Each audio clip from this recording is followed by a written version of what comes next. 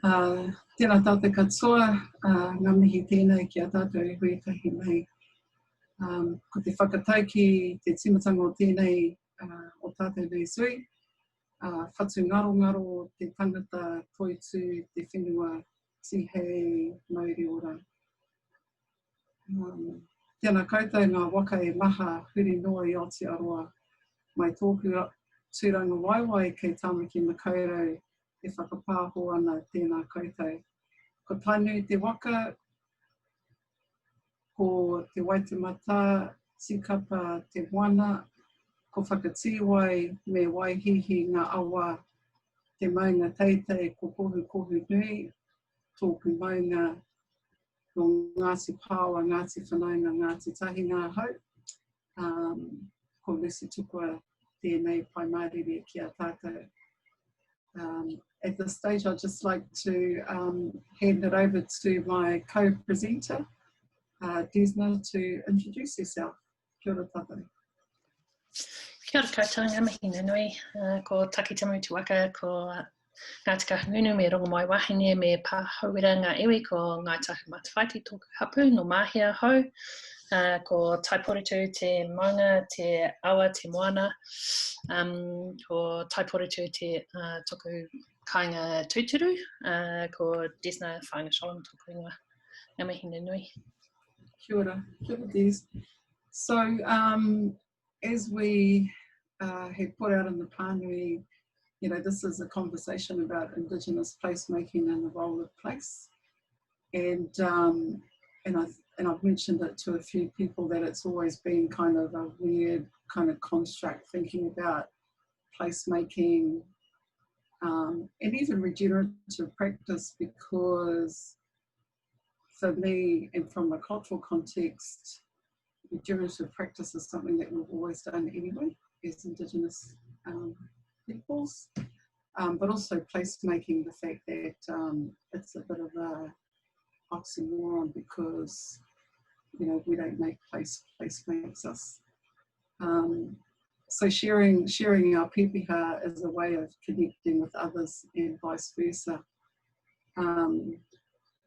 These cultural sites of significance that we shared in our pipiha, I refer to as our DNA markers or our Māori markers, which are our maunga and our awa, our moana, etc. My pipiha gives me the ability to express my genealogical connection to place, my whakapapa ties, and where my bones are from. And so, e mihi tēnei kia koutou katoa, ngā waka e maha, ki o koutou maunga, awa, moana, me o koutou tūpuna hoki. And so I greet those significant places of your ancestors. One of the aspects of I guess sharing our pipiha, and particularly considering the way in which there has been a whole revival of te reo and the learning of te reo and those kinds of things, is that for me it's really uncomfortable when I hear people that aren't of my iwi say ko kohu nui tōku maunga, because I know that they don't have a whakapapa connection to kohu nui, which is the whenua ranges here in Tāmaki. And so how do we support our whānau non-Māori to acknowledge those special places, and how the way in which I've always, I guess, given advice to people is to say something like ka tupu au I raro I te korowai o kohu nui, stating that you know, they grew up under the cloak of kohu nui. And so there's many ways of being able to express that association in a respectful and a meaningful way for tangata whenua across Aotearoa. So those are just my comments in terms of how we associate ourselves to our places and articulating where our bones are from. And I'll hand that over to Desna now. So the image that you're looking at there is actually my hapu, Ngai Tahu Matawhaiti, visiting one of our whales in our landscape, that's our cultural landscape near Wairoa. I worked on our treaty claims in, I think it was about 2012, and we decided with our hapu that we would go and visit as many of the sites as we could together. So for this as I guess a physical kanohi kitea way of being able to relate our stories. So rather than just kind of taking photographs of them and checking them out on maps or reading the history from books, our hapu elders through the rangatahi all went and visited the sites and then shared our stories on those sites. So it's quite a tangible way of connecting with the land and also weaving everybody's stories together. When people are actually out on the sites, they kind of remember different things about their experiences of those places, or, you know, in the case of that particular whale, when we were standing on it, our kaumatua sort of turned around to me with the biggest grin on his face and said, you know, this is absolutely amazing to be here, because he'd never had the chance to go and stand on those places before, and he'd heard about them obviously since he was a kid. So I think those tangible ways of experiencing the landscape gives a much richer experience of understanding the stories of place and getting people involved in the storytelling, getting people to understand that place makes us, and that often will have different sort of whakapapa sites. So yeah, those experiences of hikoi in this case are really, really significant ways to share knowledge and experiences and make sure that they're intergenerational, even if the rangatahi is sort of frowning at us while we're doing this. But yeah, I think when we're working in sort of with landscape architecture or architecture or any of these fields, we always seek to go out and visit the sites of significance with the hapu as well. Awesome. One of the things I also wanted to comment about on the last slide is around having coined the phrase, whilst working on a local stream restoration project, that just acknowledges that before we can daylight a stream, we have to daylight mines. So maybe this placemaking work in Aotearoa requires the daylighting of our own personal narratives and journeys before we can be in relationship with and to respect the whakapapa of others, and feeling into what placemaking firstly as a name means to us or doesn't, and what is the potential to re-image or reimagine this moving forward. Because as we know, the whole kaupapa around placemaking came from somewhere else. So yes, this Tāmaki Makoto, where are my bones from? So here we have a photo that I took, which is at Te Onewa Pā. It was desecrated in the name of development to build the Auckland Harbour Bridge, and sits under the abutments there at Northcote. So my late queer Hariata Gordon said that for us, sacred sites are our history books and education processes that are necessary for our spiritual existence and survival. They talk to us of another time, another world, space, and its environs in the universe. Sacred sites are defined as everything and all those happenings that pertain to ancestors. With my work, the tiaranga values and principles that some may be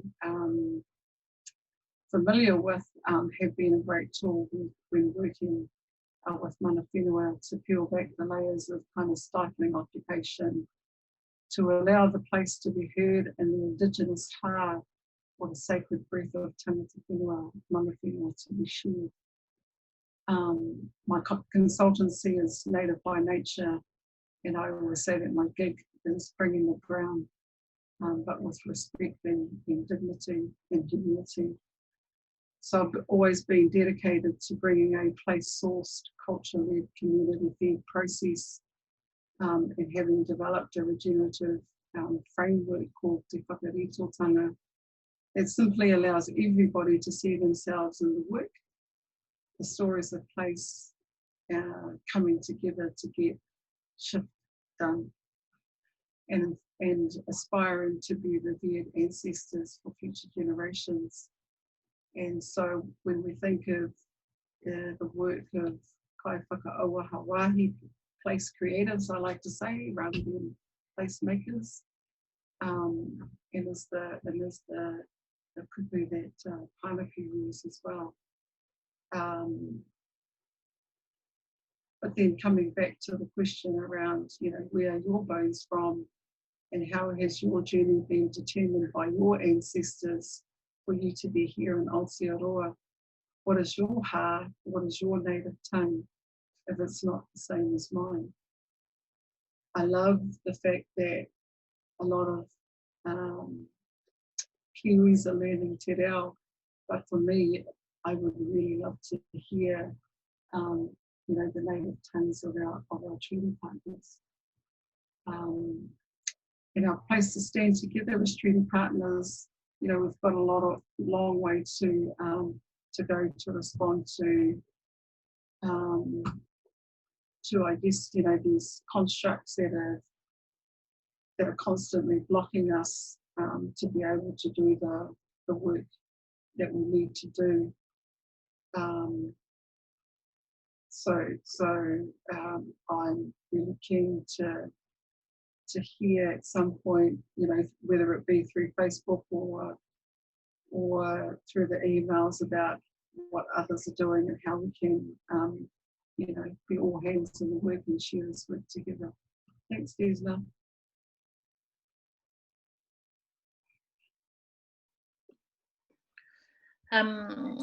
So as Lucy was picking up on, there's a bit of a contradiction for us as Indigenous when we're talking about these placemaking practices, because for us as tangata whenua, we are place.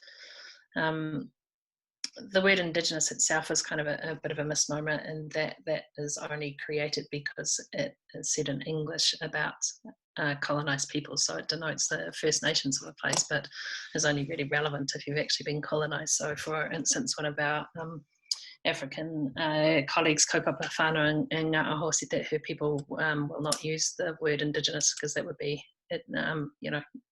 saying that they have been colonised, which they refute. So we kind of, when we're working in these spaces, we like to ask, what does place making or place sense making or sense of place mean to each and every one of us? And we're all coming from different perspectives. Our mahi's place sourced, it's culture led. The artwork that you can see in the image there is a series of light po, which I designed a while ago, that travel around different festivals, and the light changes in them, and there's taonga puoro playing as you walk through them as well. And the intent with them was to sort of talk about our markers of place and how do we tell our stories and how do we reconnect with the energy of each different site, and doing that to regenerate the Māori. So how our life essence that's within us, and that's within the rocks, that's within all whenua, that's within the tangaroa, that's within also within our mahi toi, so any objects that we make, those carry Māori as well, so that energy of place and of people. So when we're looking at ways of doing and being placemakers, we're always thinking about, as Indigenous, how do we re-energize the energy of that place, and we do that through telling our stories and our narratives, and through song, and through mahi toi, and through kai kōrero. All of these things are about narrative of place for us.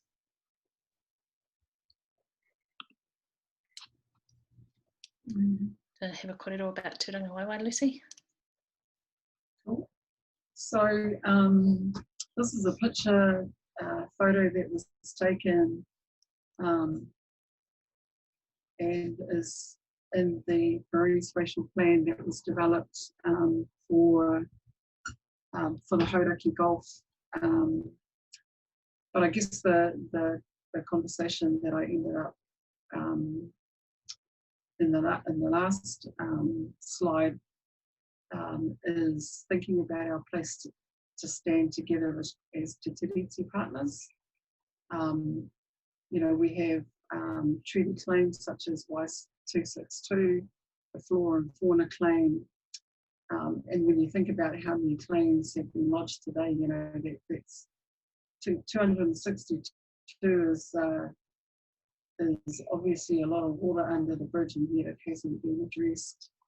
And even Y08, the 8th claim, which was the Manukau Harbour claim, even though it was influential in RMA forms, you know, it still sits idle.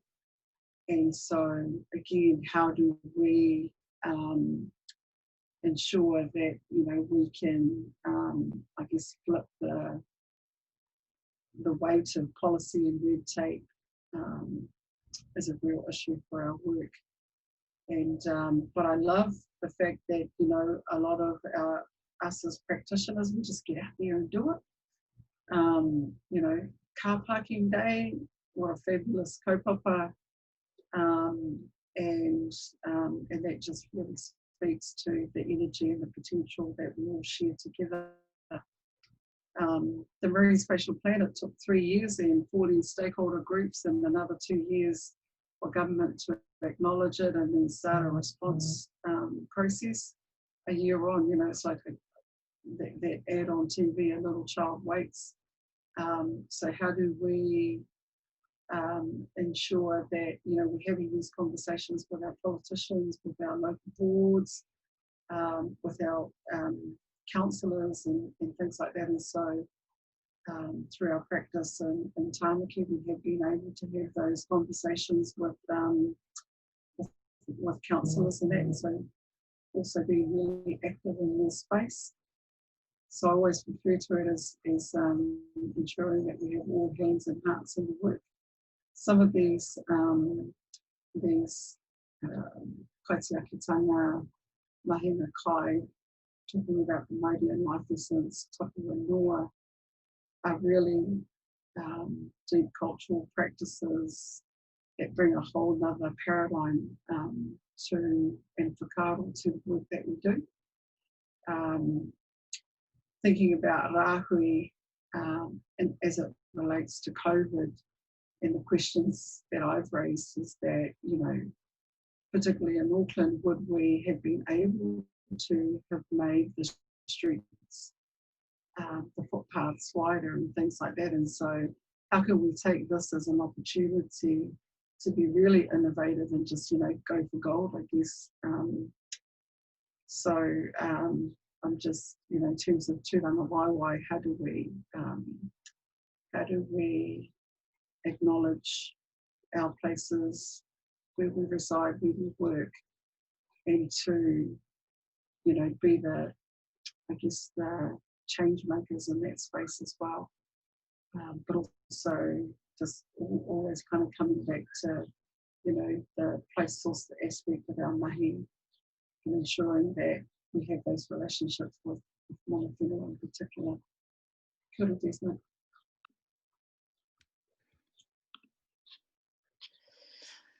One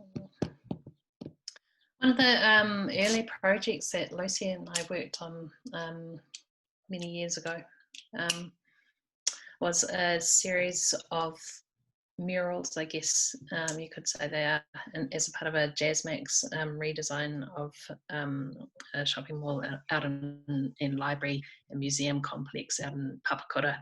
And at the time, I think this was pre-amalgamation, wasn't it, Lucy? Yes. There was a kaitiaki rōpū that represented the 5 different iwi that were mana whenua really quite specifically to that place. And what they had noted was that there was a complete lack of sense of place within the downtown Papakura area. And when you walk through those streets, you just didn't even know our faces and our places. And so what what we sought to do through this mahi was to reinscribe some of that sense of place in a way that all of the intergenerational whānau that would go through that particular area would be able to remember some of the stories of that place, but also reconnect with our sort of ancestral landscape markers within that area. So it's a mountains, so Kiu to Kitai, mountains to the sea story, looking at Pukekiwi Riki Pā in the east and the Pā Hurihuri Inlet and the Manukau Harbour in the west. Yeah, so as I said, there's about 5 different iwi involved. There were 5 iwi involved. There's Jasmex architects and the Papakura District Council. As you walk through that particular area, you walk under the ngahere, there's a kiruru that guides you through, and there's light that comes through sort of a cool whaiwhai pattern. So, and that way it reminds you and there's different sort of phases that you go through. It reminds you of light, it reminds you of ancestors, it reminds you of playing in this landscape, and it looks at the different types of flora and fauna that would have been in each of those areas. We've told it in a really, I guess, a bright and colourful kind of colour palette, so that the kids can, you know, really enjoy it, and hopefully it stays in their minds too as they walk through these different places, spaces within that mall, and get a sense of place. Yeah. And it's quite fitting that even though this work was pre-2008, we had quite a significant project, the Pipiha regeneration strategy, happening with mana whenua, and the narrative is still the same. Maenga maunga ki te moana, and it's been quite an influential piece of work where we're actually able to now have a clear sense of direction and purpose being guided by mana whenua. The project, the North Coast project, the daylighting of the Awataha stream, wouldn't have happened if mana whenua had said to council, the local boards, and Healthy Waters and consultants that their key outcome for this project was to daylight the stream. If that hadn't been advocated by mana whenua, we would never be, we would never see that happen. And it's a really exciting project. We had a public open day, and Roxy said to me, "Oh, Lucy, what do you think about, you know, some signage and stuff?" And I said, "Oh yeah, okay, let's put some placards up, and wherever the pipes are, you know, for the stream, we'll just put these placards in there, and it says, ko au te awataha, I am the awataha." And so when we were showing people around, and I had a group with me, and I took them to the source of the awataha as well, and they had been living in that community for 20, 25 years, and they never ever knew there was a stream called the awataha. And so this is the opportunity for this work to be really powerful. I love being place creatives, not place makers. And so just to close off, would really be keen to continue the dialogue with everybody. Kia ora tātou. Is now the time for a few patai that we might have coming through from people on the call? Is that a good time now? Yep, no, that's great, and we've got a bit of time up our sleeve after all that drama. Kia ora. So we've got a question here from Valley. I find government budgets drive annual short-term thinking, which goes against regenerative practice, which takes time. How have you broken through the annual system constraints, Lucy, with your work? Budgets are called fudgets in my world. And the more we can move them around and be creative, you know, the more outcomes we can achieve. And I have some little kind of tricks up my sleeve where if I know there are, and this kind of refers to end of year budgets as well, if I know, you know, one of the teams have kind of underspent, I'll go put up my hand and I'll say, I'll invoice for that, and then we can figure it out later, just so that we can capture that budget. That's kind of how I work. And I guess given my relationship with being in and out of local government for the last 20 years, having those relationships has kind of allowed me to do that. Because we know, it's all about relationships. Kia ora. Bye. So there's a question that's come through from Trish. She asks, how might we systemize, mobilize, lead the First Nations cultural practice of taking responsibility for place and working on country? It's a Desna question. Yeah. Sure, Desna.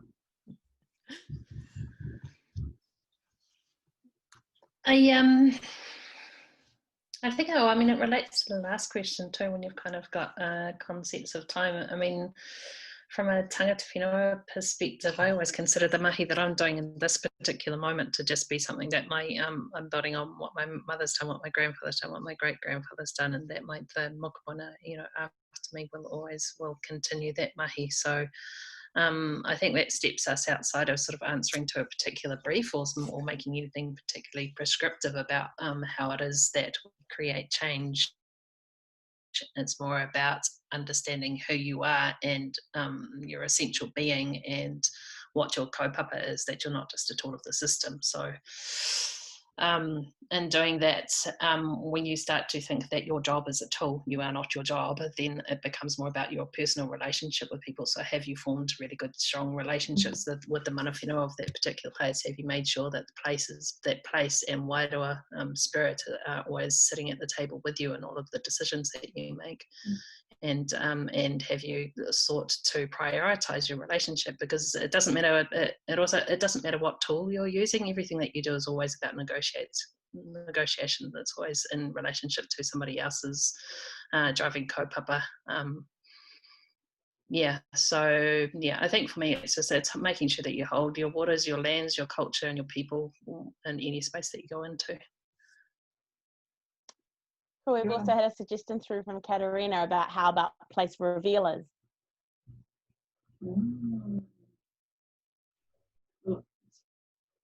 Place revealers, yeah. I just kind of had an image from yesterday, but anyway. Yeah. I'm just open to whatever, everybody else is bringing forward. Because, I'm not sure reveal kind of resonates with me. It's just like, I don't know, sorry. All good. Desna?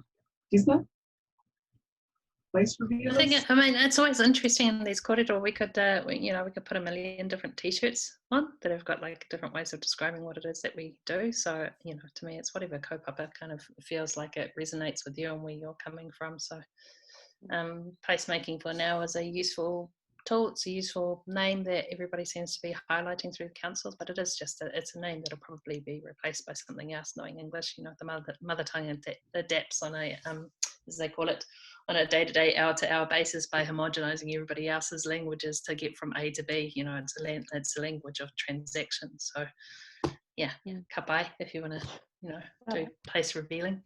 Hey, would you like me to stop the screen sharing so that we can all see? Yes, please. Then mine might just show up. But you can probably turn your screen sharing off too. No, my screen is frozen. I can't. We've got another question here from Al. What are the opportunities to start to use signs and maps and how we navigate around towns and cities to start telling stories about place? Are there any other good examples of this?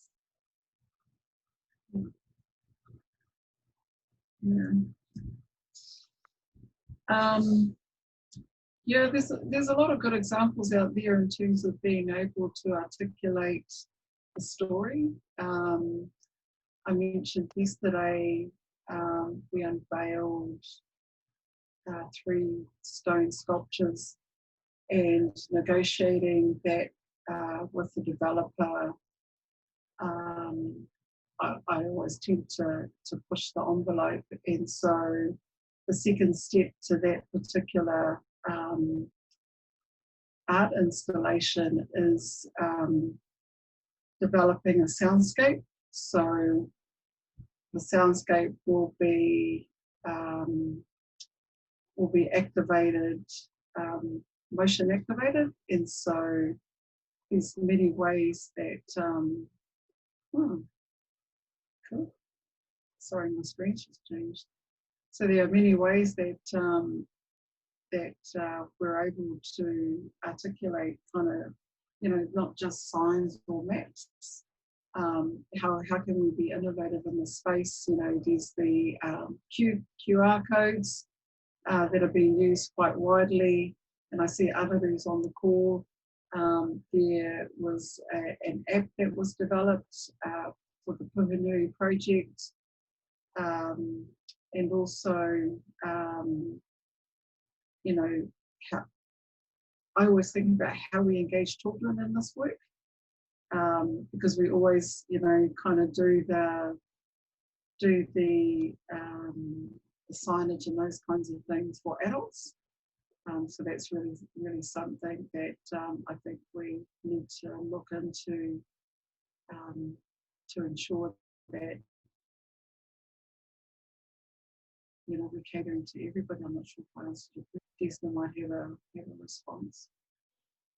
There's a bit of a conversation going on in the chat here around sort of what the sort of the language and Google defines maki as work, authority, pride, prestige, but we use it differently. So Ollie's sort of shared a little bit around the context in Aotearoa around Te Tiriti and what that partnership understanding helps build the case for further budgets. And we've got a question here around hearing more about Indigenous place governance and management and examples around that. And then following on from that, I'll just feed as well a comment about the English being a language or a transaction, and a bit of a misquote by Robin Wall Kimmerer. Can you talk about maybe needing to explore language of reciprocity with place and how te reo should be respected in such an exploration? Which one do you want to show off first? Because I could spend a world on each one of those. I just for a moment just advocate for the reo. I guess what, and I do not have enough, and it's one of the reasons why I've just really recently moved home to Mahia to hold ahi cards, because here I've got like my kaumata, and there's lots of like a hell of a lot of language speakers within my home territory. I think that, to be able to switch between different languages helps you or enables you to understand that there are inherently different worldviews, and that obviously there's a lot of sort of words that represent a way of relating to each other that are not able to be translated. If you compare, like, with a geekery hat on, with the academia hat on, if you look at sort of a Western way of universities constructing knowledge, it's about critiquing a lot of different knowledges from a lot of different places, and then sort of proving that there's like patterns through those and creating arguments around them, and that comes from things like publishing on various different formats, and there's inherently issues in that around the people's access to be able to publish, and so where points of view can get smaller, but basically it's about competing with different knowledges. Whereas Mātauranga Māori, because it is in a contrast, it's a knowledge and a language that comes from this particular place, is about binding people to place and binding people to each other and binding people to that particular environment. So it's the language of that land. So if you are able to, even if you're just sort of thinking about those two different ways of relating to knowledge and the way that we communicate that knowledge, it kind of opens up your mind about I guess particularly when we're talking about placemaking or connecting to place, how important it is to connect with Mātauranga Māori and with the reo speakers. Yeah, and a really good example in terms of the Māori language is a whenua. And so as placemakers, we know the relationship there, but that it doesn't doesn't just mean land, it also means placenta. And so the act of returning to our ancestral lands to bury the placenta of our children is so that they return to their place. And so whilst I asked the question about where do your bones come from, it's also about that real tangible connection with burying our afterbirth, so that our children can return home. And if we go back to, should we go back to that question about the governance kind of idea? I think that what governance brings up is the question about, again, how do you see the world? So from an Indigenous perspective, we are the land, so we are part of that environment. So it's kind of not, it's more about supporting what we do with each other and what we do with place to make sure that it's regenerative, and it's acknowledging that place as a living entity. So when you look at fundamental pieces of legislation that have largely come through our treaty claims, like the Whanganui River and Te Urawera, it was pretty, it's not mind-blowing from an Indigenous side of things, but it's kind of mind-blowing in terms of like Western concepts of place, that place should be able to speak for itself, and that it's enough of a living entity that it has a place at the table. So yeah, I think, well, again, when you go into the governance side of things with the rōpū that we work with on the Indigenous side of things, we do try to be mindful of making sure that place and whatever spirit are at the table with us. Whereas I found within a lot of the Western sort of governance forums, you're looking at things like due diligence, your risk auditing, your making sure that you've got, I guess you've got like knowledge experts, and it tends to be a bit more of a top-down hierarchy rather than a bottom-up. When we talk about governance, I'm always talking about thinking about, you know, kind of the patriarchal system. And I've been really vocal in when, you know, we're at Hui and I mean, talking about the repatriation of our people to, you know, the sacred land or something. And I'm like, well, actually, no, it's about the repatriation of our people, because for me, you know, when I mentioned this at a Hui on Waiheke last week, and asked people what they thought about the word rematuration, and one of the guys actually said, oh, actually it's actually about listening to our boss. And who is that? That is Papa Tuanuku. So let her be the decision maker, and how bloody good that would be.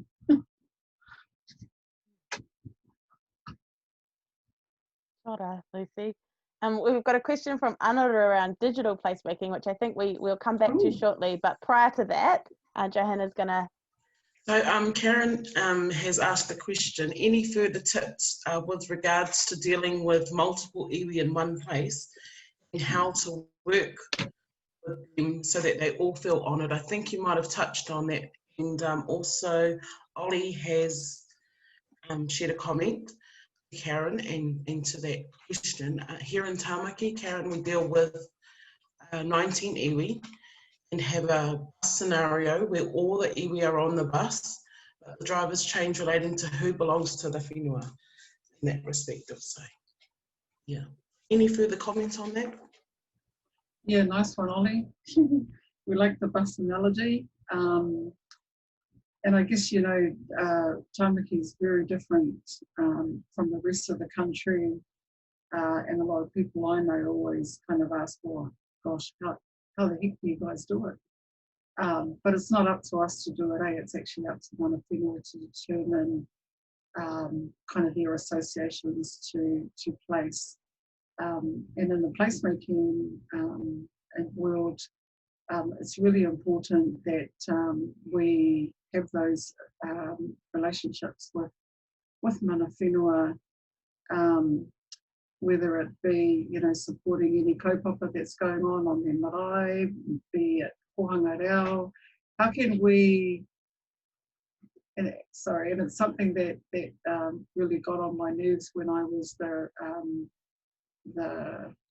Māori relationships manager.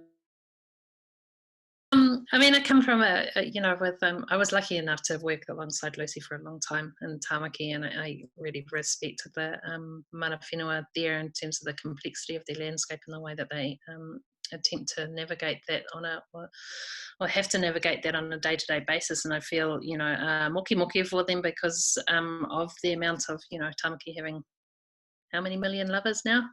Busy Tamaki. So, you know, to try and hold space there is complex. I find, you know, with being a mahia here, we've kind of got a different landscape, like within our treaty claims, Lōpū Te Tera Whakimi o Te Wairoa, which covers sort of mahia Wairoa area, we were talking about more a different kind of texture of relationship with place. So you get into discussions about hapu and sort of groupings around ancestors.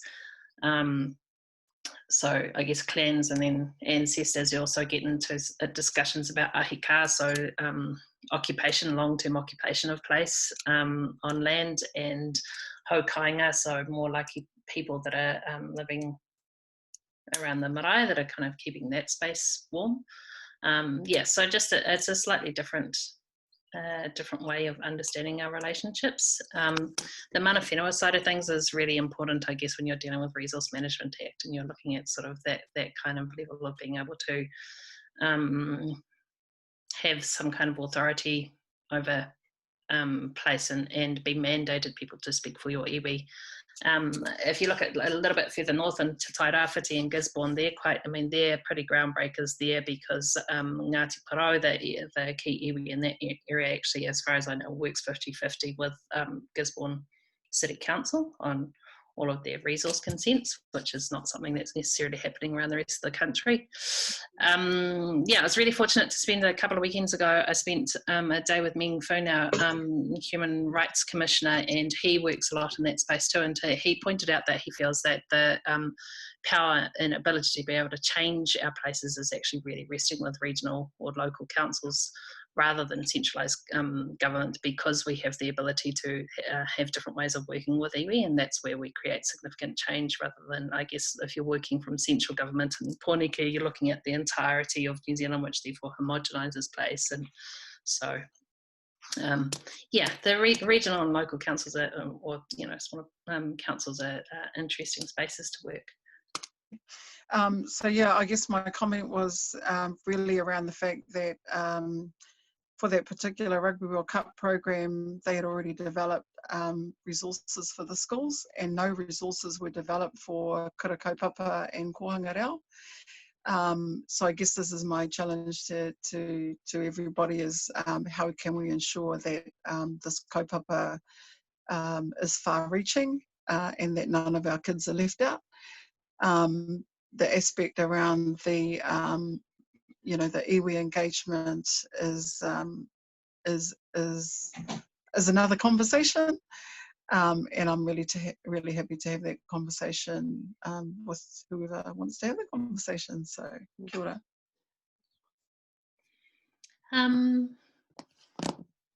It's just good to connect with everybody and see how everybody's really interested in this conversation around place, and how do we use our different tools to enliven these stories. The fact that there's this amount of intent out there, I think, means a hell of a lot of, it means a really, really positive thing for us all. And the more that we can connect and share our stories in different ways that we approach this, the better. And thank you also specifically for being open to and interested in listening to how we come to that space as tangata whenua. I really appreciate people getting involved and being interested in being and learning, basically. So ngā mihi nō nui.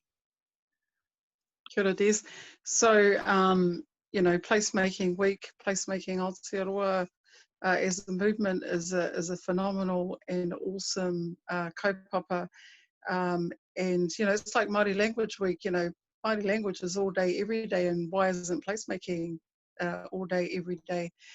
And so just encouraging the whānau to participate on our various platforms, and anaru, particularly around that digital placemaking kaupapa, if you wanted to add that to the thread on Facebook, and I'm sure we can have it sooner than next year.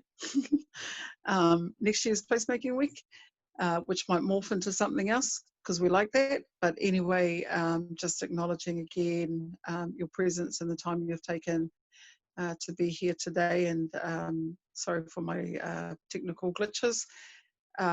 So just closing off with a kōrero that brings us all together.